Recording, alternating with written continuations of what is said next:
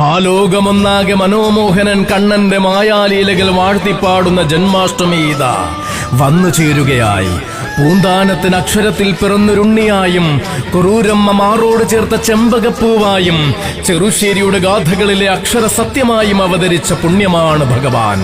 വാദത്താൽ വേദനിച്ച മേൽപ്പത്തൂരിന് വാതാലയേശനായും ഭാഗവതം ഭജിച്ച മള്ളിയൂരിന് ആരോമലായും ഭക്തിയാൽ ഭജിക്കുന്ന ഭക്തന് സന്താപങ്ങളിൽ നിന്നു രക്ഷകനായും അവതരിച്ച പരമാത്മാവാണ് ഭഗവാൻ.